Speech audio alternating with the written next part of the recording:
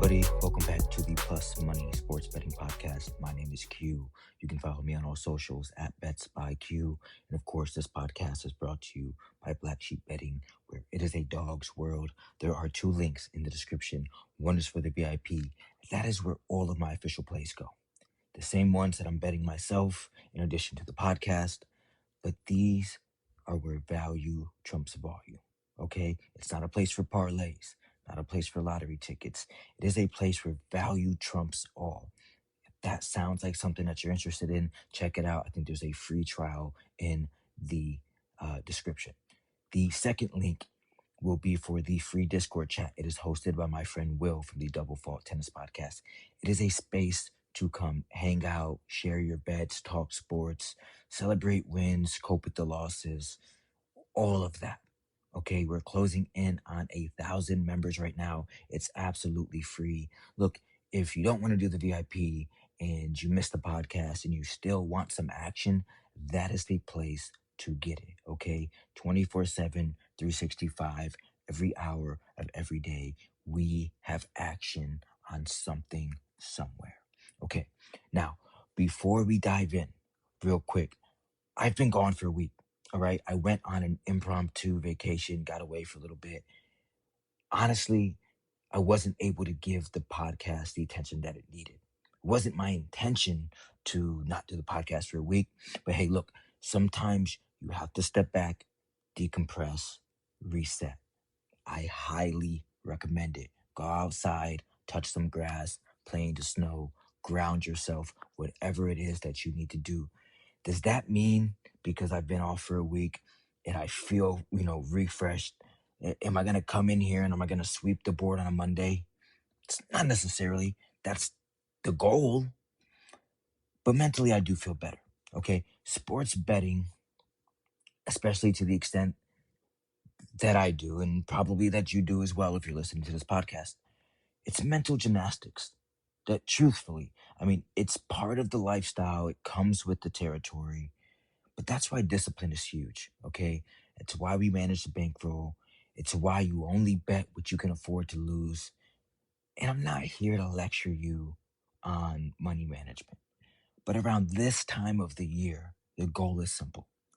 Make money, make minimal adjustments, and trust what works. Because the only way to survive the lows in betting is to have a system and stay consistent and not start blowing up a system that's proven to work over time. We had an all right November. We finished nearly 8 units up on the month. Obviously, we didn't bet for this last week on the podcast. Morgan Geeky Anytime Goal has been probably the best bet that we've had in the last 30 days. It keeps cashing. We keep going to it. He keeps pulling through for us. And we've said, hey, we're going to keep betting this regardless if it hits or not because the line isn't adjusting. The books are not adjusting his line. Okay, so if you see Morgan Geeky at any point, at plus 150 or higher, I think it's an automatic go. As for primetime football picks on the podcast, which have historically been a legit bread bank for us, something that I could just come in here and slap multiple units on, that's seen massive regression. Okay. Is it the wrong read sometimes? I guess. But I'm trusting a system that's worked. Okay. That's called law of averages. If you're in sales or you know anything about, economics or whatnot, you know that the law of averages catches up to everybody. Look at the Kansas City Chiefs, for example. They were like 13-0 in one-score games. This year, I don't think they've won one-score games. Okay, so with all that being said, I'm looking forward to changing the narrative in primetime football. All of that starts with tonight's pick, so let's get into it. I have 5 plays for you with 4 units in play. Let's step to the hardcore college hoops. Chicago State versus South Carolina State, the battle of the winless, with Chicago State being the home team.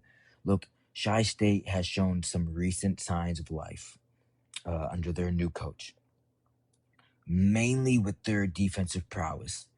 And it's not all that, okay? They've found an ability to generate turnovers. They rank 161st in turnovers forced per possession.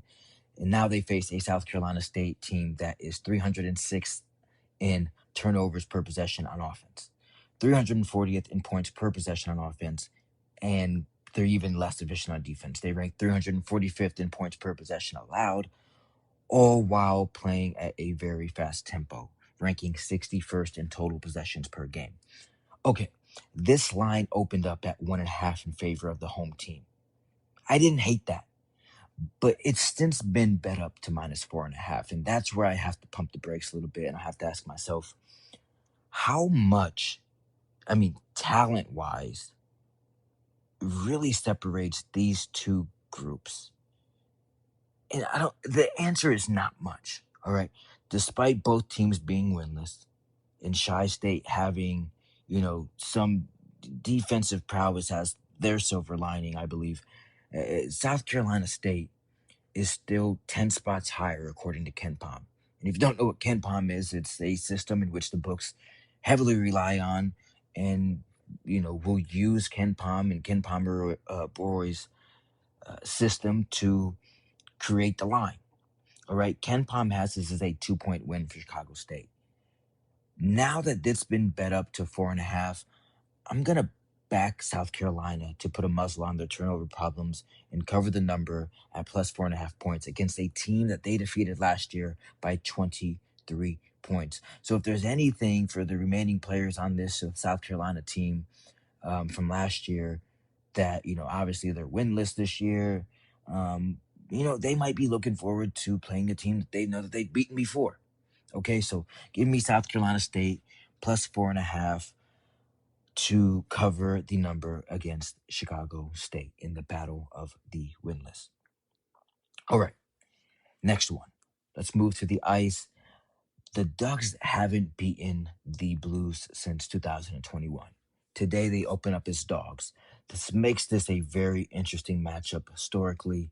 Are these two teams the same as they've been in the last, since 2021? Absolutely not. This is a surging and promising looking Ducks team that just took a brutal loss against Chicago last night. And now they find themselves in St. Louis on the second half of a back to back, their third of the year, and they're 1-1 in the second game of a back to back. Okay, not a lot of data to work with in that sense, but there is an obvious rest advantage for the Blues, who are riding a 2-game winning streak with a 1-day rest advantage. But the Ducks are second in goals. They're second in goals for, while the Blues are 28th. When it comes to giving up goals, the Ducks are bottom of the pack. They're 23. The Blues are 26th in the league. Ducks in their last 10, 4-6, while St. Louis has gone 4-2-4 during that same stretch, with the obvious outlier here being the 4 OT games that have all resulted in losses for St. Louis. In fact, when I was doing some research on here, I just thought this was strange, but the Blues have not won a game in OT or in the shootout all year. The Ducks are 6-1 in overtime games. Okay. I don't think that choosing a side is difficult here. I'm going to back the Anaheim Ducks to bounce back after their loss to Chicago. Again, look, the Ducks have kind of been a go to bet for us this year in the NHL, and they've panned out well so far all year. So give me the Ducks on the money line, +130. This is a team that, prior to the season starting, I said, hey, let's be on the lookout for Anaheim to turn things around and potentially make a push for the playoffs. They're making their case here. I think that they bounce back after a loss to Chicago. I think they can take this one on the road. Give me the Ducks on the money line, +131 unit there. All right. I got 3 plays in the Monday Night Football game. All right. Obviously, Patriots and the Giants. The Patriots are riding a 9-game winning streak. They're 7-2 against the spread in that time span. However, tonight they have left tackle Will Campbell. He's out with an injury. The line's not in great shape in front of Drake May, who I think is going to be under tremendous pressure from a very aggressive defensive front from the New York Giants. And even on a 6-game losing streak, the Giants have covered their last 3 games and 4 of their last 6. They probably should have won 3 of those last 6 outright, but this is the team now. They fired Brian Daboll 3 weeks ago. Jackson Dart's back in the lineup, but this is the group that's still giving good effort in a bad season. For some reason, it seems like the vibes are high in New York, despite like everything kind of crumbling for them. I don't know. Maybe that's like the delusion of being a New York sports fan. Whether it's the Knicks or the Rangers or the Nets or whoever. The Mets. It just things could be really bad, but like things don't really feel as bad. I don't know. But I think when all things are considered, we have to back the Giants here with the points. They're catching 7.5 points here. I don't love it, but I like it way more than laying more than a touchdown with the Patriots, given their offensive line situation. Jackson Dart being back under center is definitely good for this team, I guess. But knowing if he goes down, Jameis will be there to entertain and push the ball downfield is also a good comfort spot to be in. So, I'd also say this. I wouldn't be surprised if the Giants win this game outright. And I have some Patriots fans that are in my life. Obviously, I'm a Bills fan, so there's tension there. But if I was a Patriots fan, I don't want to get some losses out of the way before you drop some and you roll flat because like part of winning and building a winning culture is knowing how to lose and how to bounce back after a loss. Okay. The last thing that you want to do is go, 15 game straight wins going into the postseason and then you lay an egg in the first postseason game. Um, uh, some people will have conflicting views on that, but sometimes you just need a loss against a bad team to boost morale in a playoff contending team. Okay, so I don't think that like if the Patriots lose this game that, oh, they're fool's gold and this isn't the team that we thought that they were. Look, you can only play the team that is on your schedule. I know a lot of people have been talking about strength of schedule, but the teams don't make the schedule. They just play it. Okay, you are what your record says that you are. The Patriots are 9-2. They've won 9 straight. Okay, they are a potential AFC Championship contender. So I don't really care much about the strength of schedule stuff. I think that comes more into play when it comes to futures.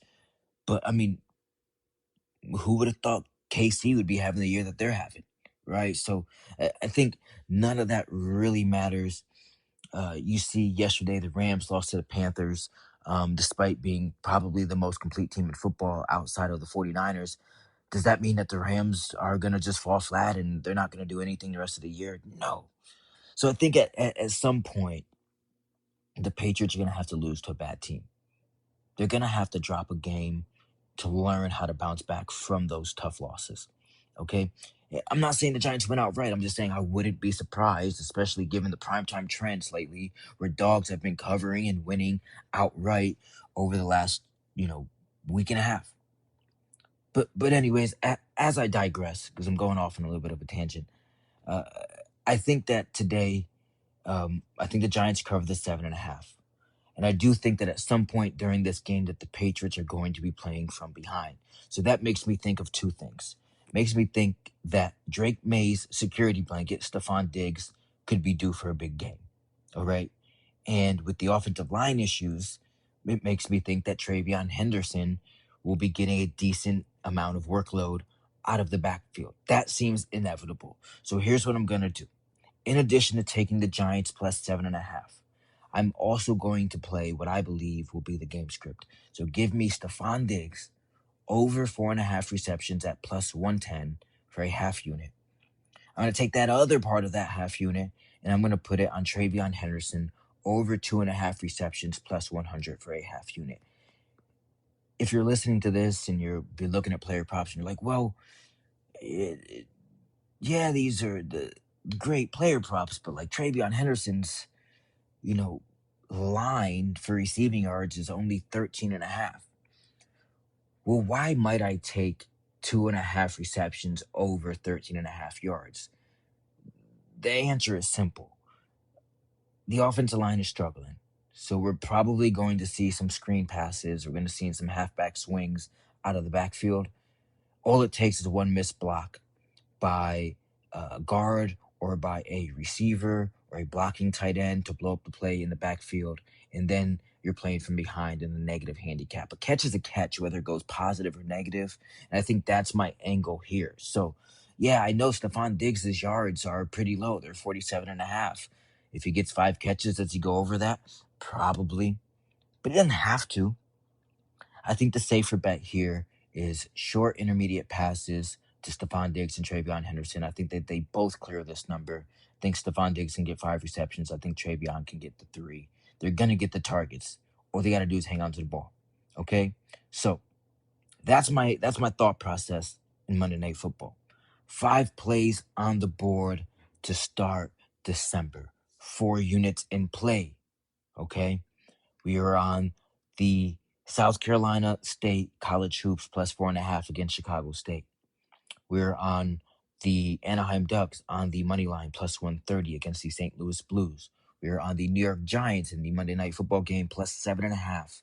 And of course, we're on Stephon Diggs over 4.5 receptions plus 110 for a half unit, and Travion Henderson over 2.5 receptions plus 100 for a half unit. Okay, good luck. You already know I'll be back here tomorrow with more plus money plays from around the sports world. As always, my name is Q, and I hope each and every one of you hit each and every one of your bets. Peace.